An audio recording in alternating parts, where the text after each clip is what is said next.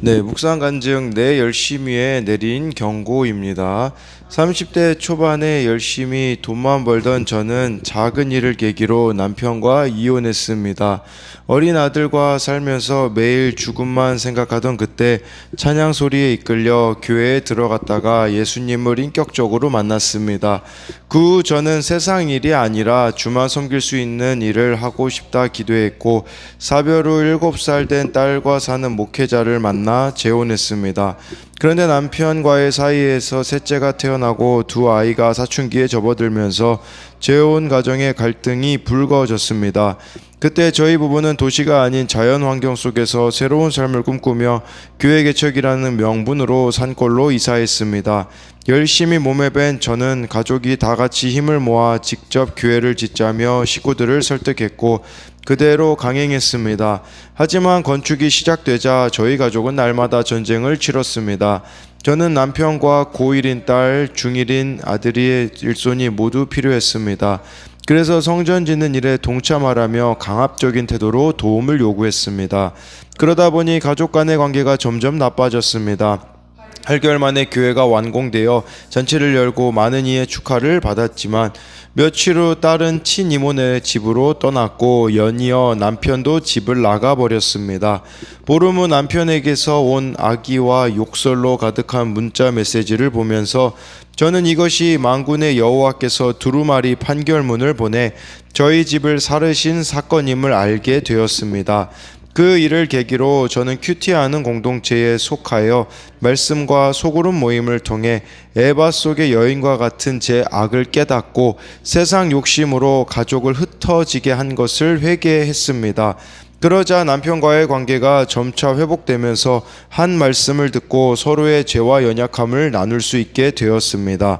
날마다 말씀으로 내 열심을 눌러 덮어주시는 주님의 은혜에 감사드립니다. 제가 억압했던 자녀들과의 관계 회복을 위해 인내하고 공동체에 잘 물으며 가겠습니다. 적용하기입니다. 새로운 일을 시작하기 전에 남편에게 먼저 묻고 협의한 후에 진행하겠습니다. 자녀들에게 무엇이 필요한지 묻고 필요하다는 이야기를 하는 것을 돕겠습니다. 네, 자기 열심히에 이렇게 내린 경고라고 해서 성전 짓는 일에 온 가족이 이렇게 잘 동참할 거다라고 했는데 그것이 강압적인 태도로 도움을 요구하게 되어지고 그 일을 계기로 자신의 또 악을 깨닫게 됨으로써 이렇게 억압했던 자녀들과의 관계 회복을 위해 인내하고 공동체에 잘 물으며 가겠다라고 이렇게 이야기하고 있습니다. 오늘은 스가랴 5장 1절부터 11절까지인데요. 두 가지 또 환상이 나와요. 여섯 번째 환상, 일곱 번째 환상이 나오는데요. 1절 보면요. 내가 다시 눈을 들어본즉 날아가는 두루마리가 있더라. 요것도 이미지를 좀 준비했는데요. 이거 사실 날아가는 두루마리는요. 그냥 저 두루마리가 이렇게 날고 있는 모습이다라고 볼 수가 있습니다. 이 2절 말씀 보면요. 그가 묻되 내가 무엇을 보느냐 하기로 내가 대답하되 날아가는 두루마리를 보나이다. 그 길이가 20규빗이요 너비가 10규빗이니이다. 이 길이가요 한 규빗이 약 45cm이기 때문에 길이가 계산해 보면 약 9m쯤 됐을 것이고요. 폭은 4.5m였을 겁니다. 그리고 이 두루마리가 이 커다란 두루마리를 통해서 이 두루마리가 결국은 무엇을 가리키겠습니까? 이것은 말씀이라고 볼 수 있거든요. 그러니까 이렇게 이 두루마리가 크게 또한 명확하게 모든 사람이 쉽고 깨달을 수 있게 모양으로 나타났다라는 것은 하나님의 말씀은 어려운 게 아니라는 겁니다.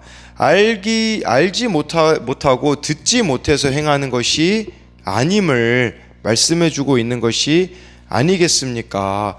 그리고요, 이 규모가 아까 제가 9m에다가 4.5m라고 했는데 이 규격이 어느 정도 크기냐? 솔로몬 성전 내부 건축물의 크기가 이 크기거든요.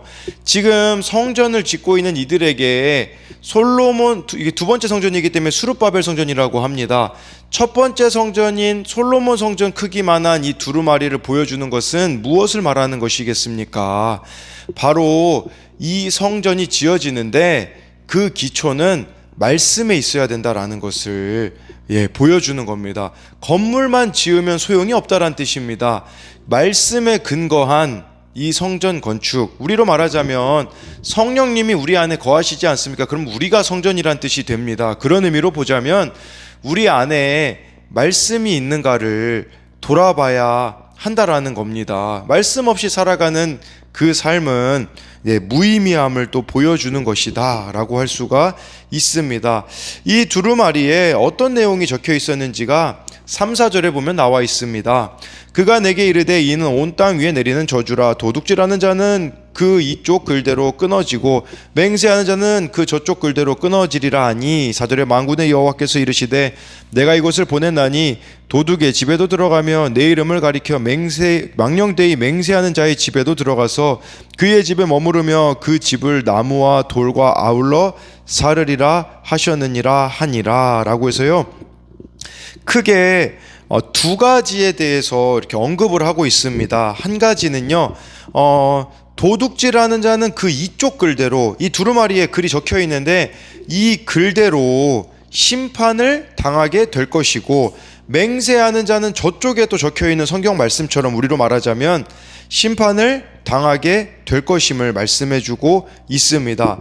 크게 지금 두 가지를 지적하고 있어요. 하나는 도둑질, 하나는 하나님의 이름을 가리켜 망령되이 맹세하는 것을 뜻하고 있는데요. 이것은 도둑질이라는 것은 무엇을 뜻하겠습니까? 이웃의 것을 훔치는 것도 도둑질이지만 하나님께 구별된 것들, 시간, 물질, 우리의 삶을 하나님을 위해서 사용하지 않는다면, 하나님께 또한 마땅히 드려야 될 것들을 드리지 않는다면 이것이 도둑질이라고 할 수가 있는 것입니다. 그리고 이 맹세라는 것은요, 하나님하고 약속하고서 있잖아요. 지키지 않는 것을 뜻합니다. 근데 왜 이렇게 도둑질과 사람들이 맹세를 할까요? 그 이유는요, 하나님을 자신의 욕심을 채우기 위한 도구로 사용하기 때문에 이런 모습이 나타난다라고 할 수가 있습니다. 지금 이 상황에서는 무엇을 말하겠습니까? 하나님은 성전을 짓기를 원하십니다. 그런데 사람들이 거의 한 16년 동안이나 짓고 있지 않았다라는 것은요, 도둑질과 거짓 맹세의 결과라고 말씀해주고 있는 것입니다. 자기 집을 짓기 위해 빠른 삶이 가져온 결과가 바로 도둑질과 거짓 맹세였음을 말씀해주고 있는 것입니다. 그래서 이것의 의미는 무엇입니까? 마땅히 하나님 앞에 드려야 될 것들을 되돌려 놔라 라는 의미가 될 수가 있는 겁니다. 하나님과 한 약속, 하나님의 것 도둑질하고 있는 것도 다 돌려줘야 되는 그런 말씀이 여기에 나타나 있다라고 볼 수가 있습니다. 그렇기 때문에 이 말씀에 근거하여서 우리 자신을 늘 비추며 살아가야 함을 보여주는 것이 아니겠습니까? 그래서 이 4절에 대한 적용 질문으로는 내가 도둑질하고 있는 하나님의 것, 물질, 시간, 삶은 무엇입니까? 하나님 앞에서 약속하고 지키지 않고 있는 것은 무엇입니까? 5절 말씀 보면요, 내게 말하던 천사가 나와서 내게 이르되 너는 눈을 들어 나오는 이것이 무엇인가 보라. 6절에 내가 묻되 이것이 무엇입니까 하니 그가 이르되 나오는 이것이 에바이니라 하시고 또 이르되 온 땅에서 그들의 모양이 이러하니라 라고 말씀해주고 있는데, 이것은요 그 다음 환상을 지금 보여주고 있는 겁니다. 이것은 7번째 환상을 보여주고 있는 것인데, 여기 보니까 에바가 나옵니다. 이 에바는요 부피를 재는 단위로 쓰이는데 한 39에서 44리터 정도의 곡물을 담는 바구니 용기를 가리키는 겁니다. 7절에요, 이 에바 가운데는 한 여인이 앉았느니라 하니 그때에 둥근 납조각이 들리더라. 우리 이거를 좀 사진을 하나 보여드리도록 할게요. 이미지로 보면 좀 이해가 쉬울 겁니다. 네, 좀 더 이렇게 이것은 보면요, 저 에바라는 곳 안에 어떤 여인이 이렇게 들어 있고 마지막 부분에는 두 천사가 이것을 뚜껑을 닫고서는 들고 가는 게 이게 7번째 환상인데요. 이제 설명해 드리자면요, 다시 본문 말씀으로 돌아와서요. 7절에 이 에바 가운데 한 여인이 앉아 있다라고 했잖아요. 둥근 납조각이 들렸다라고 해주고 있는데, 이 둥근 납조각은요, 이 에바를 그 아까 덮고 있는 그 뚜껑이라고 볼 수가 있습니다. 그러니까 처음에는 뚜껑이 열려 있어서 안을 볼 수가 있었고, 이제는요 8절 말씀 보면요 그 뚜껑이 덮입니다. 그가 이르되 이는 악이라 하고 그 여인을 에바 속으로 던져놓고 납조각을 에바 아기 위에 던져 덮더라 라고 이렇게 말씀해주고 있습니다. 이는 악이라, 이것을요 우리 말로 좀 쉽게 번역을 한다면 이런 의미가 될 수 있어요. 이는 그들의 꼬락선이다 라고도 이렇게 직역을 할 수가 있어요. 그냥 그들의 삶의 모습을 나타내주고 있다라는 거죠. 하나님이 이 에바라는 건 아까 그 부피 재는 단위라고 했잖아요. 하나님이 측량해 보시니까 그들의 삶이 합당하지 않았음을 나타내고 있는 것입니다. 여러분, 이것은요 우리도 이런 측면에서 볼 수 있어요. 내 안에 있는 악들 있지 않습니까? 드러내지 않고 있는 죄들, 이런 것들에 대한 또 것으로도 우리가 볼 수가 있는 것이에요. 근데 여기 보니까요 납조각을 에바 아기 위에 던져 덮더라 라고 한다라는 것은 우리로 말하자면 죄들, 악들을 이제는요 덮어버려야 된다라는 것입니다. 이 덮어버려야 된다라는 것이 정말 이제 우리들의 삶에서 그러한 것들이 끊어져야 된다라는 것을 말씀해주고 있습니다. 그래서 이 8절에 대한 적용 질문도요, 나는 하나님이 주신 시간, 재물, 능력을 어떻게 사용합니까?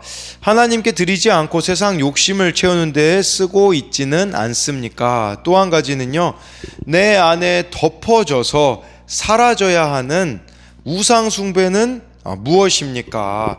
예, 우상 숭배라고 제가 표현을 하고 있다라는 것은 이 여인이 또 우상 숭배를 뜻하기도 하기 때문이라고 볼 수가 있습니다.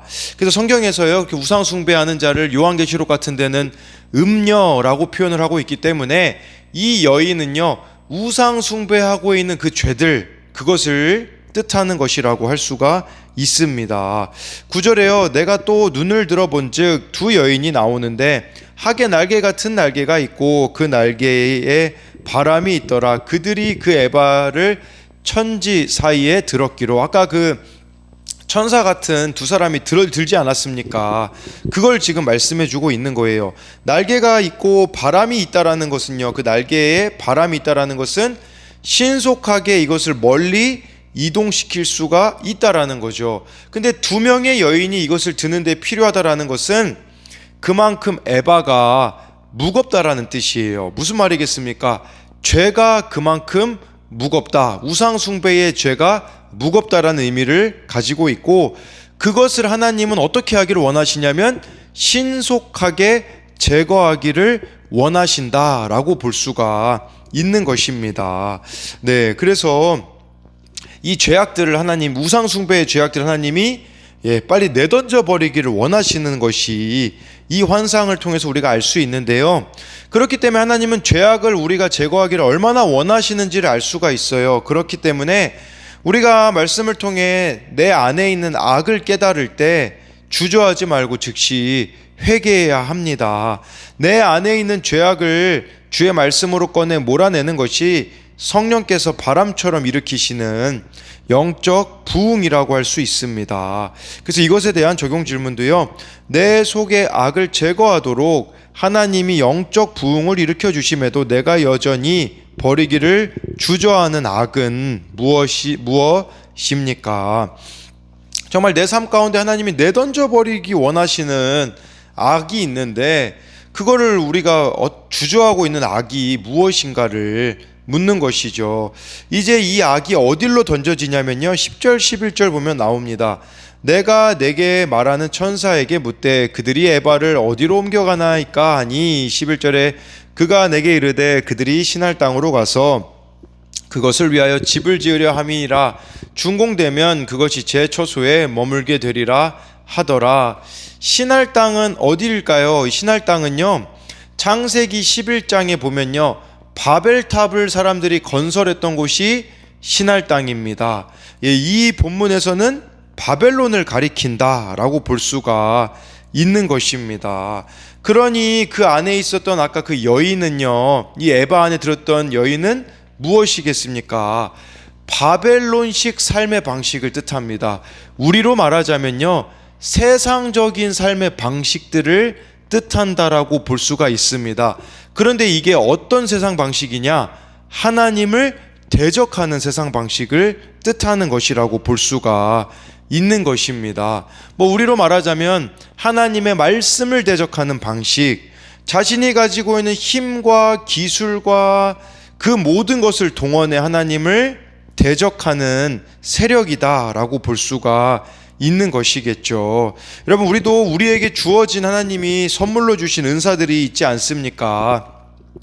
그러한 것들을 하나님을 위해서 사용하지 않는다면 결국은 하나님을 대적하는 것밖에 되지 않는다라는 것을 기억해야 한다라는 것을 말씀해주고 있는 것입니다. 또한 우리 안에 묻어있는 세상 방식들, 세상 가치관들, 세상적인 그런 생각들이 있다면 이것이 바로 바벨론이자 바벨탑을 쌓는 것이라는 것을 우리가 알아야 한다라는 것을 말씀해주고 있는 것입니다. 그래서 마지막으로 이 10절, 11절에 대한 적용 질문으로는요, 나의 삶 가운데 하나님을 대적하는 죄들은 무엇입니까? 기한이 차면 하나님의 심판이 지체 없이 임할 것임을 압니까? 라고 해서요, 여러분, 하나님의 심판은요, 두루마리, 아까 두루마리가 무엇이었습니까? 말씀대로 이루어진다라는 의미가 있지 않습니까? 또한 에바라는 것은 부피를 또 곡식에 이런 것들을 측량하는 단위라고 말씀드렸다라는 걸 보자면 하나님의 심판은 정확히 측정되어서 이루어진다라는 것을 기억해야 됩니다. 사람들의 눈은 속일 수 있습니다. 그러나 하나님의 눈은 속일 수 없다라는 것이 바로 오늘 본문에서 말씀해 주는 것이 아니겠습니까? 그러니 속이지 마시고 우리 안에 있는 죄들을 덮으셔야 돼요. 덮는 방법은요, 예수 그리스도의 십자가의 보혈로 덮는 방법밖에 없습니다. 끊어내셔야 됩니다. 그리하여서 우리 안에 묻어있는 세상, 이 바벨론의 그 가치관들을, 삶의 방식을 내어버리는 저와 여러분들이 되기를 소망합니다.